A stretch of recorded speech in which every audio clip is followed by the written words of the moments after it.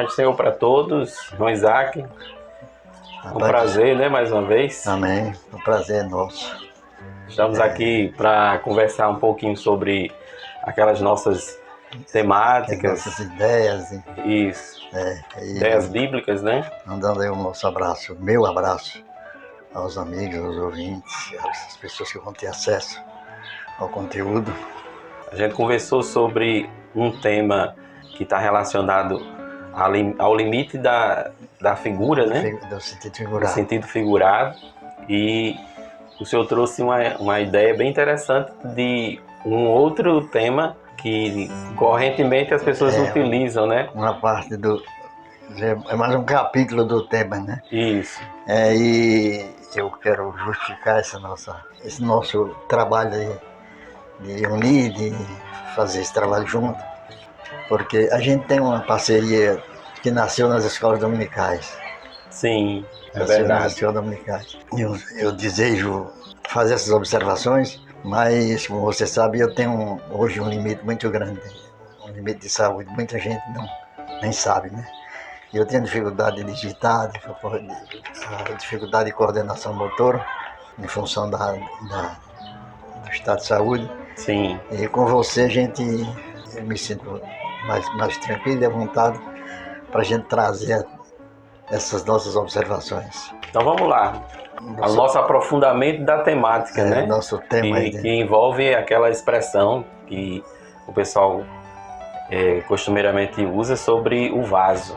Deus pode usar qualquer vaso, Deus quando o vaso se quebra, ele arruma o vaso e faz de novo. É uma confusão que muita gente usa aí. Principalmente a história do vaso do oleiro. Sim. O irmão chega, eu vi outro dia isso. Um jogo eu vou cantar um hino que é a minha vida. Eu era um vaso velho, num monturo, não tinha valor, mas o oleiro consertou. Aí eu estava pensando nisso, como? Tem uma oficina para consertar vasos de barro? Já se viu falar em algum lugar se consertava vaso de barro? E tem textos bíblicos que a gente conhece, lê, mas não explora e encosta ali, e para a gente parece até não existir, né? A gente não lembra, porque afinal de contas a Bíblia Sim. É muito profunda. Então eu entrei nesse tema e observei vários detalhes. Então o tema, o vaso do oleiro, já está na Bíblia, o vaso do oleiro. Quando a Bíblia fala do vaso do oleiro, já está... 18 de Jeremias, né? Já está dizendo que é o vaso de barro. Sim. Então começa com Jeremias 18 e 1 a 4. Deus disse a Jeremias, desce à casa do oleiro. Interessante nisso, que Deus não entrega nenhuma mensagem a Jeremias nesse momento. Diz, desce à casa do oleiro e tu ouvirás a minha palavra. Jeremias diz, eu fui, disse a casa do oleiro. Chegando lá, o oleiro estava com o barro sobre a roda. Nem todo mundo sabe como é que funcionava a roda. A roda era movimentada a pé, com o pé. Assim como uma máquina de costura, né? Que é o pé que faz a roda se movimentar. E o oleiro pegava o barro, fazia aquele cilindro, colocava na roda e ele ia modelando com a mão. Com a mão, com o dedo, ele furava o barro e ia trabalhando de dentro para fora. Uma mão por dentro do vaso e outra por fora. E ia modulando o vaso. Aí Deus disse assim, vai dessa casa do oleiro. Aí ele disse, eu fui, desci a casa do oleiro e o oleiro estava com o barro sobre a roda. Interessante, eu fiz alguma observação, que Deus não fala de vaso. E o oleiro não trabalha com vaso, trabalha com barro. E ele diz assim, como o vaso se quebrou, porque num descuido da mão do oleiro pesa mais uma mão do que a outra, num descuidozinho ele pende para um lado, faz peso, e como o barro é maleável, ele se quebra, na verdade, se abre. Mas não é como as pessoas pensam que o vaso depois de seco, teria conserto. Aí a gente tem uma referência bem interessante em Jeremias, que nós vamos ler. Qual é o Jeremias capítulo 19, versículo 11, que deixa bem claro essa ideia. Ele diz assim: Diriais, assim diz o Senhor dos Exércitos, deste modo quebrarei eu a este povo e a esta cidade, como se quebra o vaso do oleiro, que não pode mais refazer-se, e os enterrarão em Tofete, porque não haverá outro lugar para os enterrar. Está dizendo o vaso do oleiro não pode consertar, o vaso de barro não pode consertar. A gente estava no culto e eu estava... Não pode mais refazer. Não pode refazer, quebrou. Aí você imagina assim, a preocupação de Paulo, quando escreve aos Coríntios, é: temos, porém, esse vaso, esse tesouro em vaso de barro. Pastor, nós estávamos no culto, nós até na outra gravação que a gente fez, a gente falou nisso. Foi, sobre a questão da excelência, né? Foi. Que a excelência o pastor disse assim... É do oleiro e não do vaso. Paulo não disse um vaso de ouro. Foi. O vaso foi de barro. Lembra disso? Lembro. Um vaso de ouro. Aí a gente conversou. Se eles tivessem falado um vaso de ouro, iria contrário à mensagem do apóstolo, do que ele estava desenvolvendo. Então, o vaso... depois de feito, depois de seco, aí eu até lidei naquela observação que eu fiz quando entreguei, o oleiro não domina, não tem poder sobre o vaso mais. Aí esse é o tal do que nós chamamos de limite, na outra filmagem, no limite do sentido figurado. Porque, pode perguntar, mas o crente, a exemplo do vaso, se quebrando, Deus não conserta, seria outra figura. A figura do oleiro não cabe aqui. Sim. Boa, né? É porque quando o senhor diz assim que o oleiro não tem poder sobre o vaso, no sentido de que ele não pega o vaso quebrado, um vaso de barro quebrado, e arruma ele de novo. Não porque o uso dessa figura não comporta. Isso não quer dizer que Deus não seja soberano e tal. Aí Deus outro pode ponto. Fazer, mas exato. A figura seria outra. A figura é limitada, tem que usar outra figura. É isso aí que eu levanto a tese de que tem que se respeitar o sentido figurado. Perfeito. Tem que se respeitar o sentido figurado. A exemplo dos outros textos que a gente falou nas outras oportunidades. Então, afinal de contas, o que é vaso? Está naquela observação que eu fiz. A gente encontra na Bíblia a importância do vaso. O vaso é um recipiente. Se você procurar o que é vaso, vaso é um recipiente. Vaso é para guardar. O vaso servia para presentear, a gente vê isso em Gênesis 24, 53, e 3, 22. Certo. E o vaso servia para guardar joia, servia para, o vaso do caso, era usado para guardar vinho, guardar azeite, para conduzir azeite, para conduzir água. Aí depende do tipo do vaso, não é verdade? Sim. Mas ele servia para isso, mas para enfeite. De primeiro, dos tempos passados, as casas da classe B, classe A, existia um móvel que eu acho que você nem conhece, não existe mais, que era chamado de cristaleira. Não é do meu tempo, não. Pois é. Havia um móvel armário que era chamado de guarda-louça. A dona de casa usava o guarda-louça, onde estava todos a louça do uso diário. Prato, talher e outras vasilhas do uso do uso. A cristaleira era só para enfeite. Ela guardava justamente aqueles vidros cristalizados que existiam.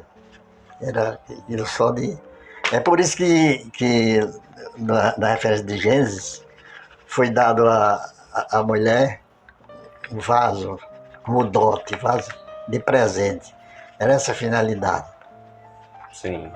Mas a gente emprega, as pessoas empregam o vaso discriminadamente para ser usado como vaso, sem levar em consideração o que é o vaso. Dependendo da finalidade, tinha vaso até de madeira, mas para outras finalidades. Mas o vaso tinha esse sentido. Então, Paulo, quando se referiu ao vaso, disse: nós temos esse tesouro Em vasos de em barro. vaso de barro. O que é que Para que a Paulo... excelência do poder seja de Deus, Seja de e não Deus. de nós. Qual é a mensagem que isso traz? Se nós temos um tesouro de valor e o temos num vaso de barro, requer o nosso cuidado para que esse vaso não se quebre e não venhamos a perder O tesouro. o tesouro, que aí a questão é a figura do vaso. Existe a questão que a Bíblia fala, Paulo diz aos Romanos, capítulo 9, versículo 21, não tem o olheiro poder sobre o barro para fazer o vaso de honra e o vaso de desonra? Foi pregado, não sei se você estava no dia que o pastor Ribeiro deu essa palavra. Estava. É. Ele fala no vaso de honra e no vaso O vaso de honra e o vaso de de desonra. desonra. Que tem os vasos de misericórdia e o vaso da ira, né? Também, Aí, na sequência, ele fala aí, essa expressão. O texto lá de Romanos 9. Ou seja, o vaso ele já tem uma finalidade. e limitação também, Sim. Finalidade que eu digo, ele é feito para aquela... para uma finalidade específica, Isso. dependendo do tipo Exatamente por causa do tipo do vaso. do vaso. Ele não vai pegar um vaso que está para uma finalidade, uma função, e é de um tipo, e modificar aquele vaso. Não.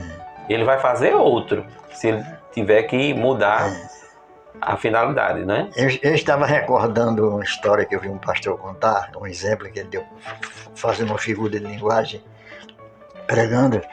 Ele contou que uma família recebeu um vaso de uma amiga, a mulher recebeu um vaso de uma amiga, muito caro, muito. Era muito bonito o vaso e ela tinha um valor de estima, né? E a criancinha dela brincando enfiou a mão dentro do vaso e não tirava. E eles já não tinham mais o que fazer, decidiram que iam quebrar o vaso. E ela lamentando porque ia perder um presente que uma amiga tinha dado a ela e ia quebrar o vaso, porque o menino ia ficar com a mão dentro do vaso. Só que um senhor viu a situação e teve uma ideia. Viu o que eles não tinham visto e ele enfiou a mão no bolso, tirou uma moeda muito bonita e deu ao menino. Quando ele deu a moeda ao menino, o menino tirou a mão do vaso. E eles tinham pelejado para tirar. Aí o que era a moral da história? É que o menino estava brincando com um limão e soltou dentro do vaso. Enfiou a mão e pegou o limão. Aí ele não soltava o limão porque não abria a mão. Meu irmão fez uma figura de linguagem nesse aspecto. Sim. Precisou que ele soltasse o que ele tinha na mão para poder liberar a mão para sair. Pareceu uma coisa mais interessante para ele. Mais interessante, aí ele soltou o limão e conseguiu tirar a mão do vaso. Aí o vaso tinha esse sentido. Existem algumas referências bíblicas e alguns costumes nossos também. Existe uma referência bíblica à mulher. Pedro disse aos maridos: convivam com a sua mulher como vaso mais fraco, mais frágil. Mas a outra tradução diz como utensílio. Sim. Porque a gente tem que levar em consideração também, você sabe isso mais do que eu, a questão da tradução, do original. Qual foi o pensamento que teve o tradutor quando eu estava traduzindo a Bíblia e encontrou a palavra do original, foi procurar uma palavra da língua portuguesa que correspondesse. Aí ele não estaria falando diretamente do que a gente imagina de vaso. Aí a gente vê, Paulo diz assim: e cada um sabe conduzir o seu vaso. Aí o vaso aí no sentido de Paulo é o seu ser, o seu coração, onde você guarda as emoções, a palavra, os tesouros, o que você recebe de Deus. Não é verdade? Sim. É verdade, Paulo disse que cada um sabe. Nós estamos, você lembra, você entrou você foi superintendente da escola dominical em 2004. Foi. Foi lá que eu comecei a jornada. Foi, em 2004. Eu não sei se você já era diretor da escola quando nós estudamos uma lição do pastor Linaldo sobre, ela está aqui, sobre a família, relação de família, marido e mulher.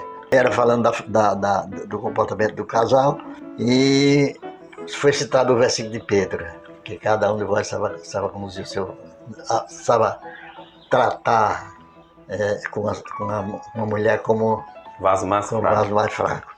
Aí uma irmã que tinha feito um curso, estava entusiasmada e disse assim, tem marido que não sabe usar o vaso. Aí eu compreendi que ela estava se referindo ao relacionamento marido e mulher. Sim, conjugal. Conjugal. Eu disse, quem foi que disse a você que a mulher é vaso do marido? Porque a relação marido e mulher é uma parceria. Sim. Paulo disse, o homem não tem poder sobre o seu próprio corpo, e sim a mulher. E nem a mulher. Mas eu tenho marido. É parceria. Paulo não está assim. Não privilegiou nenhum dos dois. Não, e tem outra coisa mais importante, Anania. Não é nem que não privilegiou. É que não. Ele é uma pessoa igual. Eles são pessoas iguais e desenvolvem justamente uma parceria. Não tem um maior do que o outro nessa relação.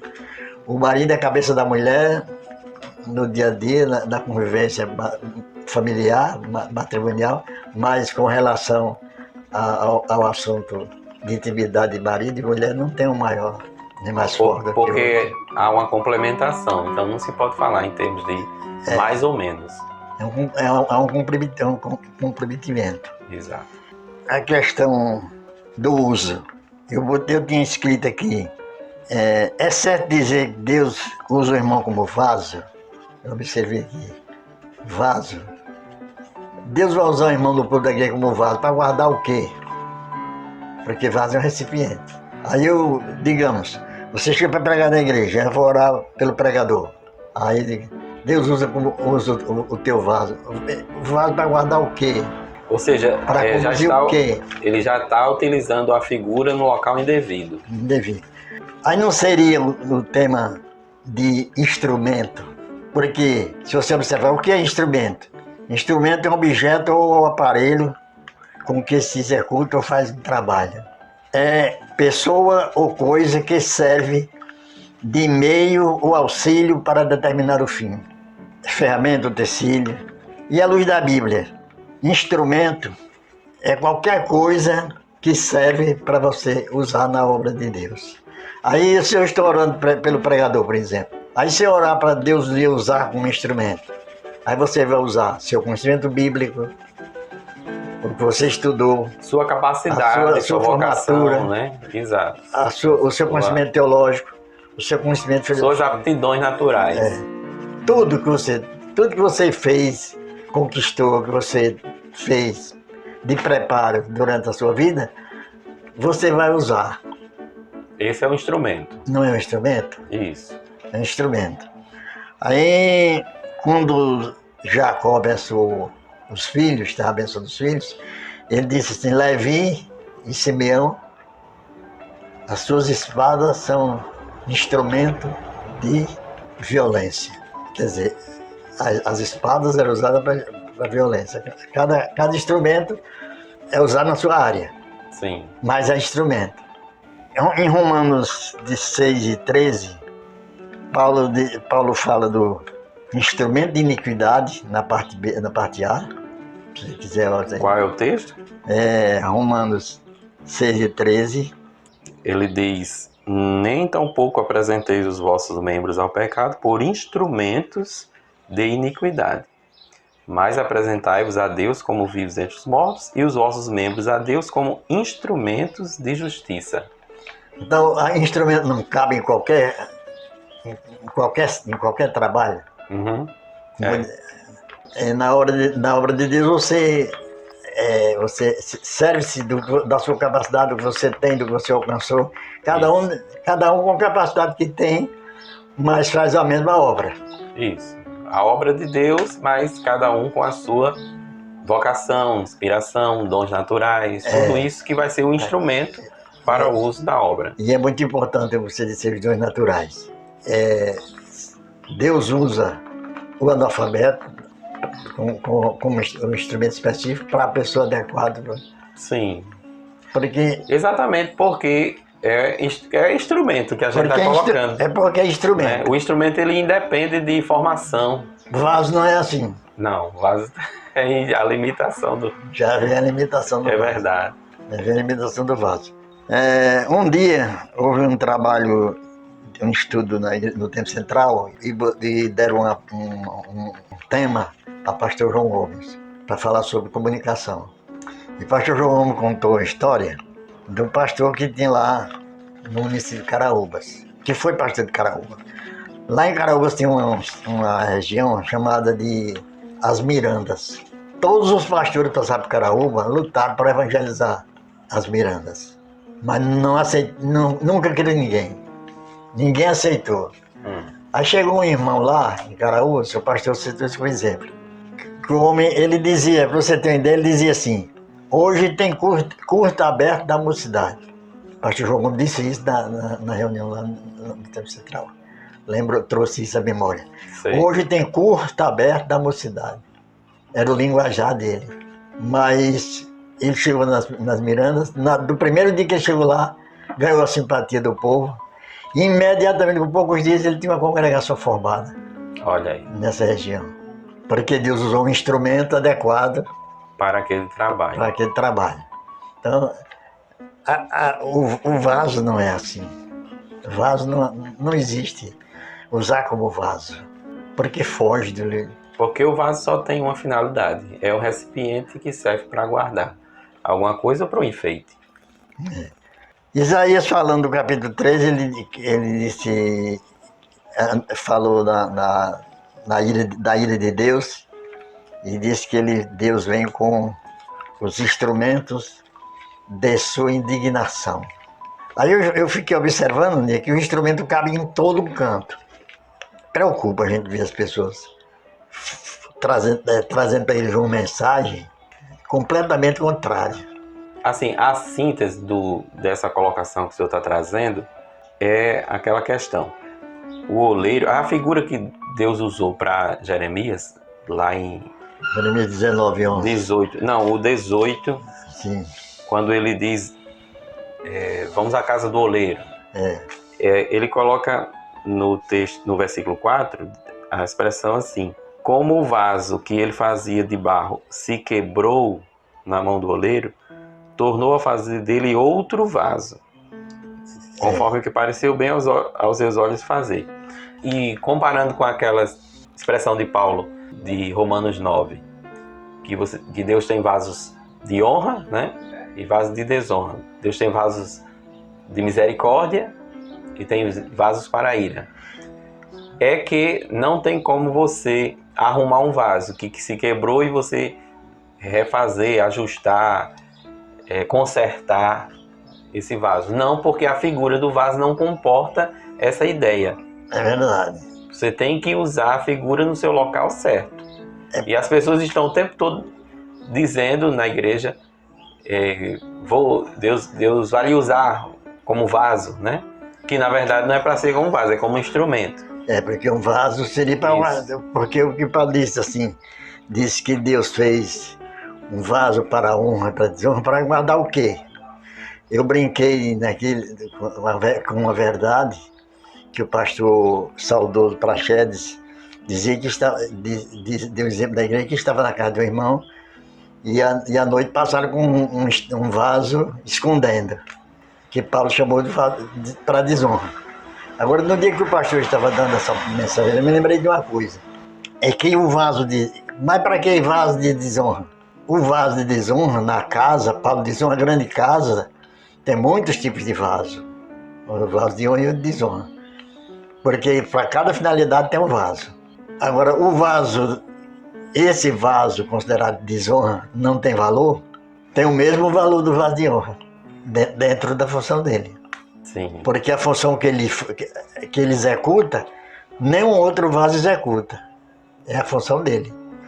Aí eu estava lembrando da história de quando Neemias estava purificando as portas de Jerusalém. Jerusalém tinha 12 portas, né? Imagina, tinha a porta do rei, mas tinha a porta dos cavalos, tinha a porta das ovelhas. Sim. Que eu vi um pregador dizendo, a porta das ovelhas era para passar as ovelhas do sacrifício. Eu disse, não, irmão, não entendeu. A porta das ovelhas era para guardar o rebanho. Porque não vai imaginar que Israel, sendo um criador, tinha uma cidade fortificada, cercada de muro, e os rebanhos iam dormir lá de fora. Você acha que ia? Não. Era impossível. Então, a gente tem que levar em consideração que os rebanhos dormiam dentro da cidade. Mas isso é coisa de quem não conhece a cultura da região, da época, dos tempos bíblicos. Aí pronto, aí havia uma porta para entrar só, o rebanho já entrava pela porta dele, dos rebanhos, para ir direto para os rebanhos dos seus donos. Os cavalos entravam por uma outra, a população entrava por outra porta. O rei tinha a porta oficial da entrada. Agora tinha uma porta que talvez era mais importante, que era a porta do lixo. Porque você imagina a cidade não tivesse por onde tirar o lixo. Ia apodrecer a cidade. Nos condomínios tem nos prédios tem o elevador oficial das pessoas subir e descer a família, mas existe um elevador de trabalho, não é verdade? Isso. Em Jerusalém tinha uma porta especificamente para sair o lixo. Ali onde eram queimados o lixo da cidade. Que teve no passado outras finalidades, ele queimava os corpos, né, daquelas culturas antigas, mas a porta era importante. Mesmo assim é um vaso. O vaso humilde, pequeno, tem o seu valor na obra, na igreja de Deus. Agora, para a finalidade que cabe ao vaso. Agora aquele corinho que a gente cantava, muito antigo, né? Que ainda se canta. Eu quero ser, Senhor amado, como um vaso na mão do oleiro. Quebra minha vida e faça de novo. Agora pega as referências que a gente tem dessa casa do oleiro. Aí eu digo agora como Deus, dessa casa do oleiro, vê se o vaso, se tem algum vaso sendo usado. O vaso está sendo construído. Depois que você faz, ele não está mais no domínio, como eu disse a princípio, não está mais no domínio do oleiro. Porque para isso foi determinado vaso de barro. E quando a gente estava conversando, você lembra que você disse que tinha um versículo que você não tinha prestado atenção? É Apocalipse 2? Sim, 2:17, né? Por ali. Você vê até o anjo... 27, 2:27 de Apocalipse. Até o anjo confirma isso. Porque no 26 ele está falando: e ao que vencer e guardar até o fim as minhas obras, eu lhe darei poder sobre as nações. E no 27 ele diz: e com vara de ferro as regerá, e serão quebradas como vasos de oleiro, como também recebi de meu Pai.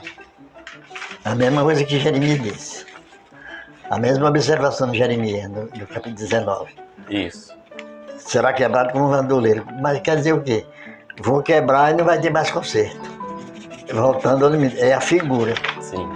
A minha preocupação é porque as pessoas empregam a figura e não respeitam o limite dela.